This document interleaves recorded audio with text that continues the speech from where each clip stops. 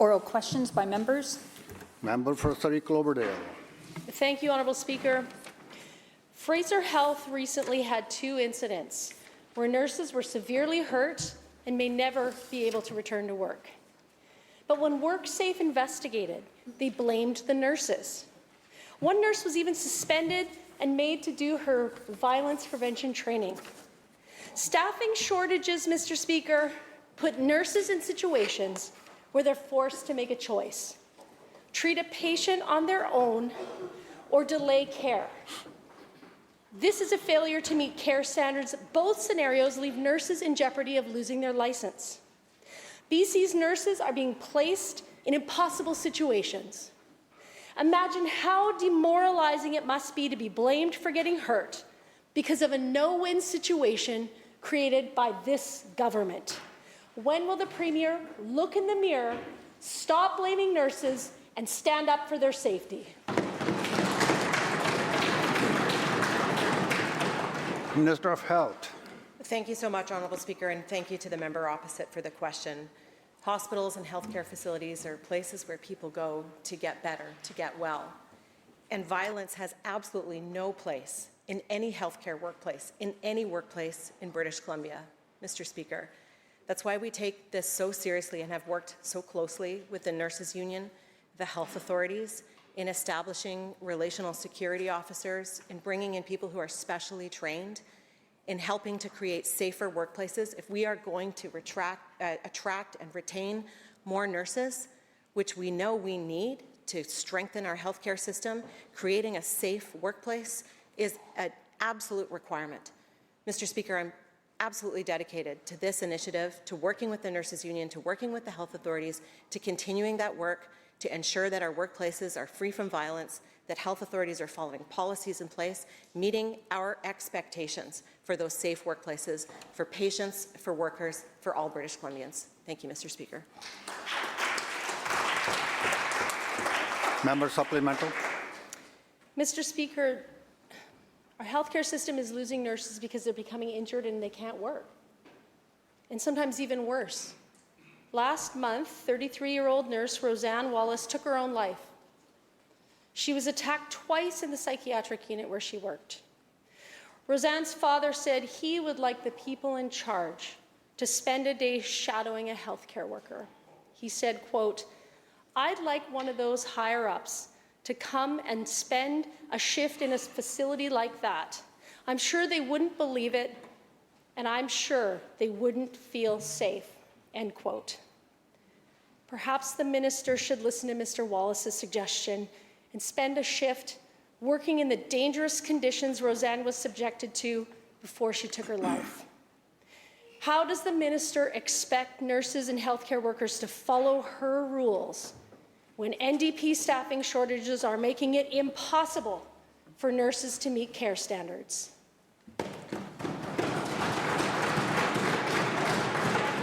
Minister of Health. Honourable Speaker, what happened with this nurse is absolutely devastating. And I know that this loss is felt across her workplace, in her community, by her family and her friends. It is absolutely tragic what took place. Mr. Speaker, that's why we have to continue the work that we are doing to create safer workplaces. That's why we're going to continue the work that we're doing with relational security officers, people who are specially trained to help de-escalate situations, to help identify aggressive behaviors. That's why we're going to continue with this work on bolstering curriculum around violence prevention in the workplace, because we know that it takes everybody. Mr. Speaker, we have to do this work. We're going to continue working with the union, with the nurses. I've had the opportunity to hear directly myself from frontline nurses, and putting ourselves in their shoes and understanding how frightening these situations are, it will help bolster all of us in the work that we need to do to continue this, to attract nurses to safe workplaces, because we know that nurses are an absolutely essential component of BC's healthcare system, and part of strengthening that healthcare system is creating safer workplaces. Thank you, Mr. Speaker. Member for Prince George Mackenzie. Mr. Speaker, the BC Nurses Union reports an estimated 46 serious assaults per month. A nurse in Langley was assaulted with a weapon after the patient she was treating got into an altercation with another patient who pulled a weapon. The union's president said the healthcare system needs to keep weapons out of hospitals and healthcare settings. Yet last year, a leaked memo that members will remember from Northern Health instructed, I quote, "Staff do not remove personal items from the patient's room, even if there is a knife or weapon," end quote. When will this government finally protect nurses and keep weapons out of our hospitals? Minister of Health. Honourable Speaker, weapons are banned in hospitals, full stop. We're working to strengthen our policies and to ensure that this rule is enforced, the policies and procedures that must be in place, and that includes expanding the use of weapon screening at hospitals that are at the highest risk. Mr. Speaker, that's a very serious step to take. Weapon screening is currently under place in certain places like St. Paul's Hospital. The staff there are trained, these security staff, to look for, to watch for, to address weapons that someone might have on their person, and conversations regarding the feasibility of implementing more weapons detection are underway. Mr. Speaker, it is a sad place to be where we have to recognize this, but it's important that we take action, and that's why we're going to continue to do that. Thank you, Mr. Speaker. Member supplemental. Mr. Speaker, that answer isn't good enough for today's work nurses, and it's hampering our ability to recruit the next generation of nurses because it's not the reality in our hospitals. Weapons are in our hospitals. Mr. Speaker, in November, a student nurse in her first clinical placement was attacked by a patient with a knife at Vancouver General Hospital. Nurses from the health region told the opposition, and I quote, "We see weapons on a regular basis. Knives very frequently, box cutters, machetes, hammers, guns, and more recently, a crossbow." To the Premier, would he feel safe if someone came to his office with a crossbow?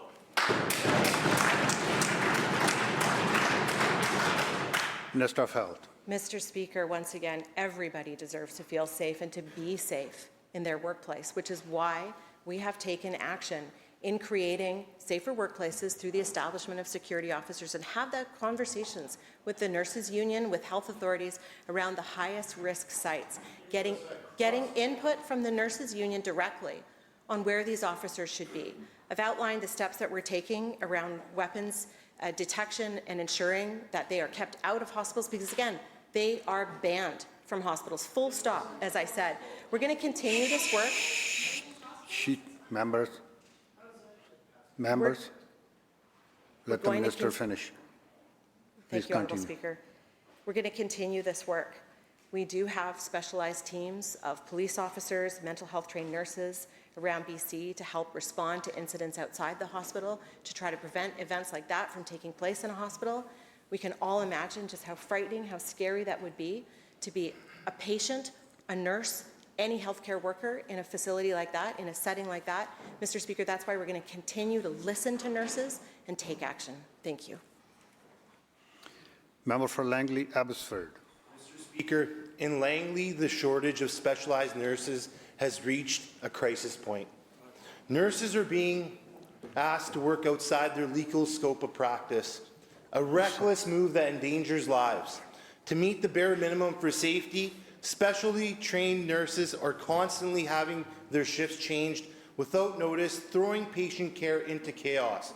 This isn't just mismanagement, it's a dangerous failure of leadership. Mr. Speaker, when will this Premier stop risking lives and take action to train and deploy the specialized nurses that our healthcare system desperately needs? Minister of Health. Thank you again, Honourable Speaker. Thank you to the member for the question. And again, nurses are an absolutely essential part of our healthcare workforce, and they deliver frontline care that everybody depends on. Mr. Speaker, we are facing a global shortage of healthcare workers, and that includes nurses, and that's why we have taken steps to hire and train more nurses here in BC, expanding the number of seats for training nurses, bringing in nurses from international destinations who are internationally educated, making it easier for nurses to come from the States to British Columbia. British Columbia is a fantastic place to work and to live. We're going to do everything we can to continue to build our nursing workforce here in British Columbia. My apology to the Green Party, the House Leader of the Third Party. Thank you, Honourable Speaker. For the past 2 weeks, forceful evictions have taken place in Kelowna. Residents of Kelowna's Outdoor Sheltering 4, known as OS4, experienced harmful and continuous displacement. Bylaw and police officers created an exclusion zone, barring anyone from entering, including media, community advocates, and cultural support workers. As we've seen, cities across the province, residents of OS4 were dispossessed of their belongings and survival gear. We know that for many of our friends and neighbours, displacement equals death. These cycles of violence are unacceptable. Through you, Honourable Speaker, to the Premier, will your government adopt a human rights-based approach to homelessness? Minister of Housing. Thank you, Honourable Speaker. Having encampments in any community is unacceptable.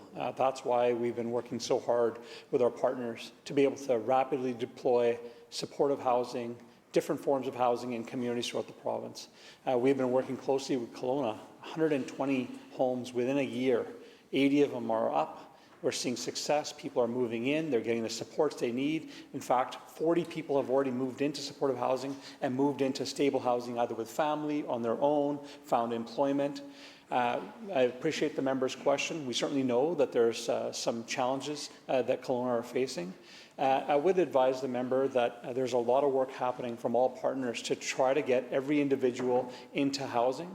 There is a criminal element that also is going into situations and preying on vulnerable people. And that also is unacceptable.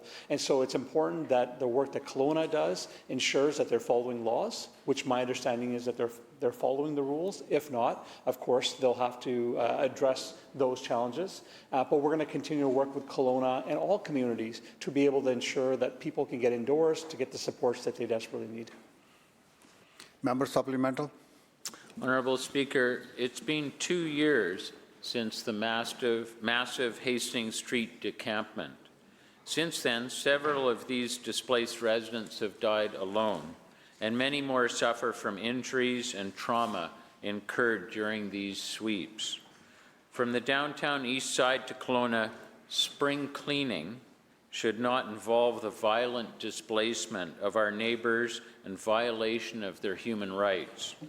Last year, the Federal Housing Advocate released a report titled Upholding Dignity and Human Rights, identifying 6 major calls to action. Through you, Honourable Speaker, to the Minister of Housing, will you work with all levels of government to implement the Federal Advocate's recommendations for upholding dignity and human rights in homeless encampments? Minister. Thank you, Honourable Speaker. Again, thanks to the member for the question. I had the opportunity to meet with the advocate when I was in Ottawa just over a year ago to discuss what British Columbia is doing to address encampments. In fact, I would share with the member that we were praised for our leadership for deploying housing and providing wraparound supports for individuals. These are complex situations. Encampments are not safe for the people living in them. They're not safe for the community at large. We need to ensure that we're getting people indoors. A member mentioned Crab Park. The member would know that there was close to 100 people in encampments there. We found housing for all of those individuals. The encampment no longer exists, not because they were moved out. It's because we found housing opportunities. We got people indoors, Honourable Speaker. We're doing the same in Prince George, which Moxon Flats had close to 100 people, working closely with council. We have now 4 people left at that site, and we're going to find housing for those last 4 people as well. That work will continue in all communities that need housing. Member for Chilliwack North. Thank you, Mr. Speaker. While nurses are being attacked, seniors are being shaken down when they struggle to put food on their tables. A constituent of mine in her 80s contacted me to tell me she was being charged almost $300 to get a health checkup so she could keep her driver's license. Why are seniors on fixed incomes being forced to pay out of pocket instead of being covered by MSP? Shame.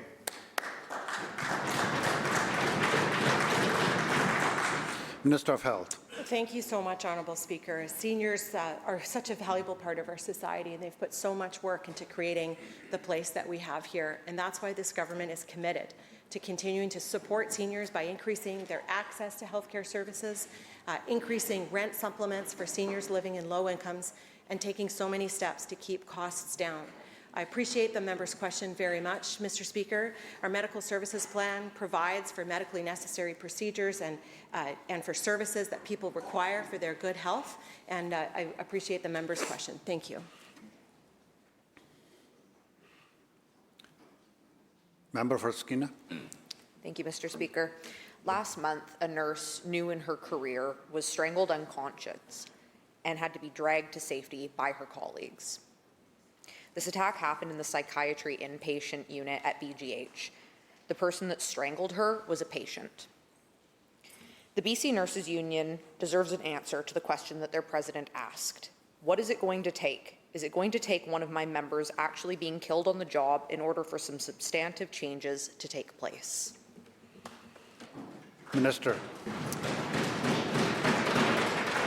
Thank you so much, Honourable Speaker, and thank you to the member for the question. And again, identifying a tragic situation that has taken place. And Mr. Speaker, I want to assure the member and all members of this House just how seriously this government takes workplace safety. Every patient who walks through a hospital door, every nurse who starts a shift deserves to be safe. Nurses are trained to help people with their healthcare problems. They're not trained to be security officers, Mr. Speaker. That's why we've taken steps, adding over 750 relational security officers in hospitals and sites across BC. Mr. Speaker, that's why we're going to continue this work and ensure that there are people who have specific training and trauma-informed practices who are able to identify these behaviours. And, Mr. Speaker, it's why I've made it clear to all health authorities that we need to see that all policies and procedures are being followed. Mr. Speaker, we have more work to do to build our nursing workforce, to ensure that we have the minimum nurse-to-patient ratios, and we've made this commitment to the BC Nurses Union, and to build this in acute care sites to start with. Mr. Speaker, we're going to continue that work and ensure that workplaces are safe for everybody. Thank you.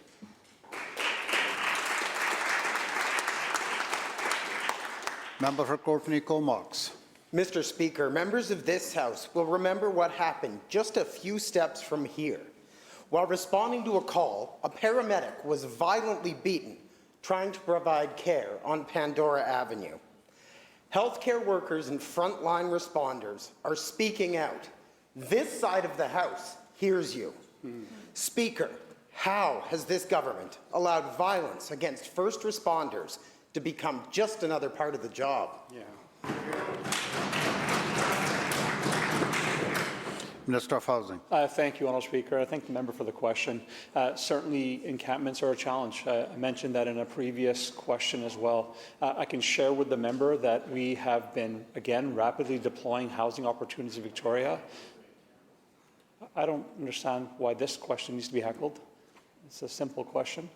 Honourable Speaker, we're working closely with stakeholders, with local businesses, with our first responders on Pandora. We actually have a working table that has the city, it has our not-for-profit partners all sitting together so that we can identify where challenges are to make sure that when first responders are responding, they're able to do so in a safe way, but also so that our not-for-profit partners that are going in to provide supports can be safe as well. We have seen some progress because of that table. Work continues. I certainly hope that we're able to get the last few folks back into housing so we can address that encampment, Honourable Speaker, but it is work that is ongoing. Member for Langley Walnut Grove. Thank you, Mr. Speaker. At Eagle Ridge Hospital, a nurse opened a curtain and found herself face to face with a man waving a machete, screaming, threatening, forcing staff to evacuate patients from the ER. Nurses' lives are on the line, and this NDP government has turned a blind eye to the safety hazards they encounter daily. Can this government please tell this House how many days, weeks, months, years until nurses can consider BC hospitals safe workplaces? Minister of Health. Honourable Speaker, it's absolutely untrue that this government has turned a blind eye. This government...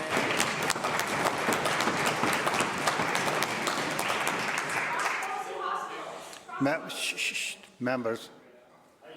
Members. Minister. This government, like all governments of any political stripe should, takes workplace safety incredibly seriously and understands that nurses and all healthcare workers need safe places to be able to deliver care to British Columbians. Mr. Speaker, that's why we're taking action to increase our nursing workforce. That's why we've made a commitment to the Nurses Union around minimum nurse-to-patient ratios. Mr. Speaker, that's why we've added security officers, specially trained security officers in these sites.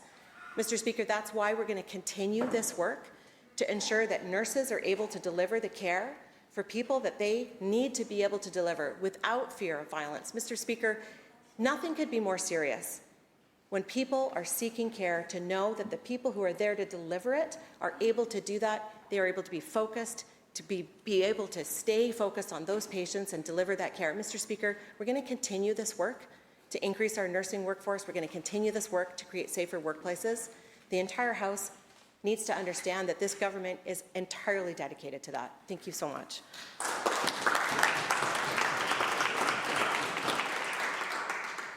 Member for Abbotsford West. Thank you, Mr. Speaker. Well, what we've heard here this afternoon is we will continue to work, we will continue to work, we will continue to work. The only thing that we're certain that is continuing is the major incidents in our hospitals. We have had 3 major incidents at Eagle Ridge Hospital in just the last few months. Nurses, the public, and even a police officer were attacked. Healthcare workers are sounding the alarm, but this government continues to treat these assaults as isolated incidents instead of systemic failures. Mr. Speaker, how many more attacks will it take before this NDP will wake up and admit to its own failed policies that are fueling the chaos and unfolding in our hospitals today?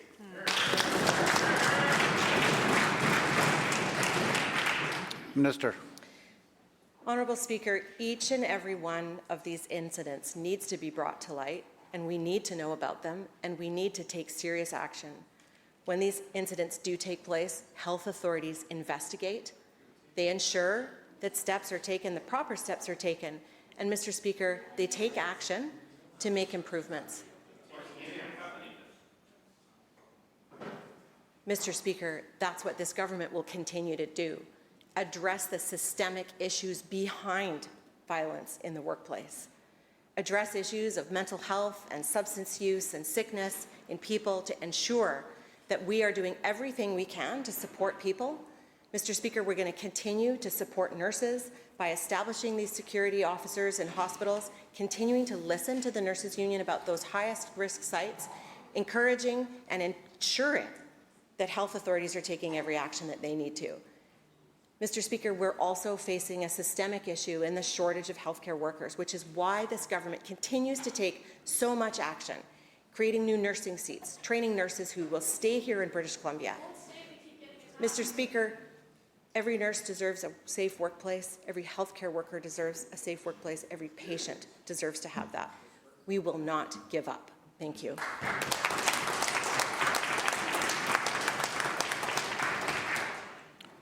Member for Cariboo-Chilcotin. Well, thank you very much, Mr. Speaker. I can't believe for a minute that the answers we're hearing today are providing any comfort for frontline workers that are afraid to go to their workplace.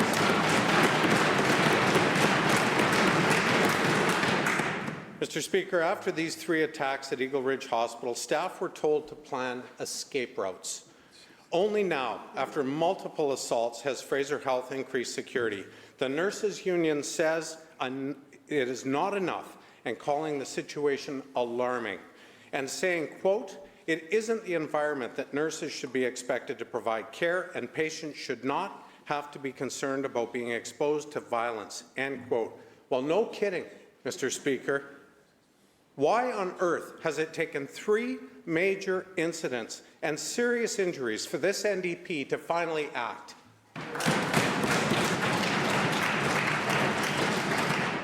Minister of Health. Thank you very much, Honourable Speaker. This government has been acting since the day we took office. Mr. Speaker, this government has been adding nurses, making a serious and important commitment around minimum nurse-to-patient ratios, part of ensuring that the staffing is there to help ensure a safe workplace for nurses, Mr. Speaker. We know just how critical nurses are, and that's why we're adding nurses to BC's healthcare workforce at a faster rate than any other major province.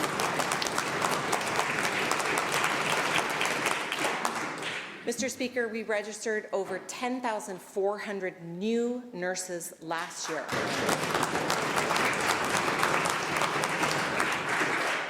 But there's more work to do, Mr. Speaker, and we know that, and that's why we're going to continue to do that. We're going to continue to train nurses here in British Columbia. We're going to continue to attract nurses from other workplaces to come from the States, for example.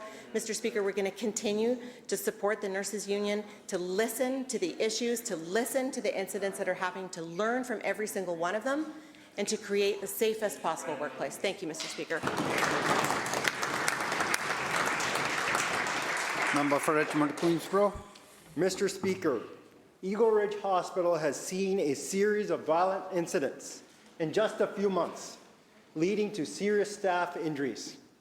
The BC Nurses Union says that people often get away with harming and assaulting healthcare workers.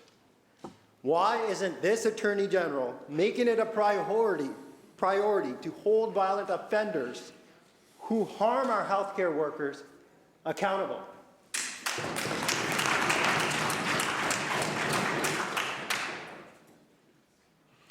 Attorney General.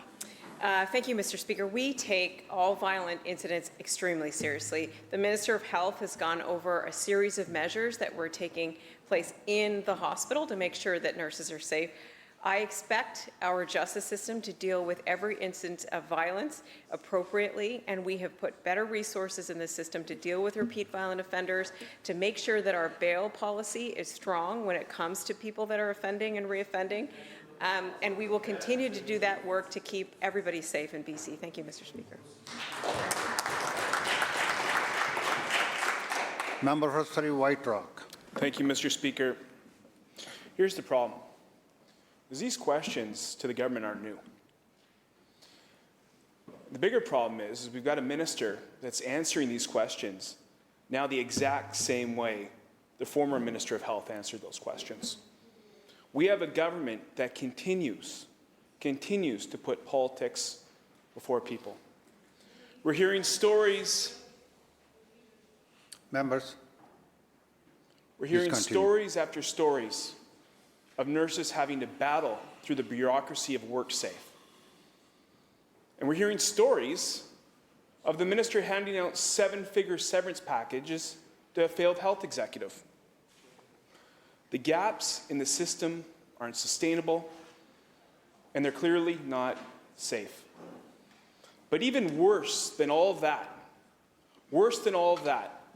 days ago, this health minister confirmed to my colleague, the MLA for Skeena, that there is no new money for increased security in our hospitals.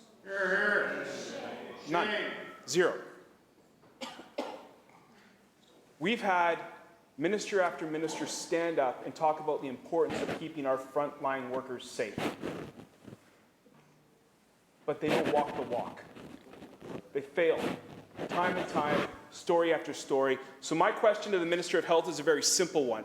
Why can she not make it a priority to actually fund and protect our frontline workers instead of failing them day after day?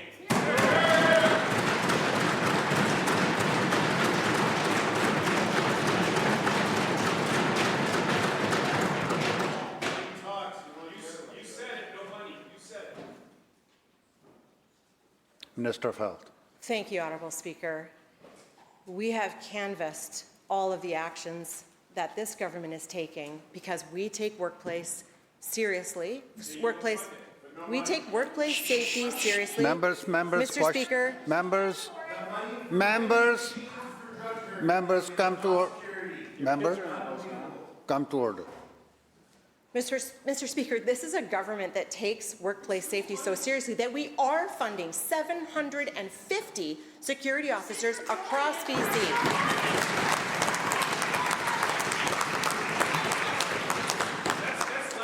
Members, members, question was asked and question was very clear. I think Minister understood your question. Let her answer now. There's no need to continue to heckle. Please finish it. Mr. Speaker, this is a government that understands just how important nurses are to our healthcare workforce and why we are taking so many steps to increase the number of nurses that are working on the front lines delivering healthcare to people. Adding more nursing training seats, Mr. Speaker, making it easier for nurses to be licensed to practice here in British Columbia when traveling, coming from other locations, Mr. Speaker. That's why we're continuing to do this work to ensure that we are going to meet minimum nurse to patient ratios in acute care centres, for example, Mr. Speaker. That's why we're going to continue to listen to the nurses union and work with them. Take it easy. Member, please conclude. Mr. Speaker, that's why we're going to continue to take action and continue to strengthen BC's public health care system for all British Columbians. The bell ends the question period.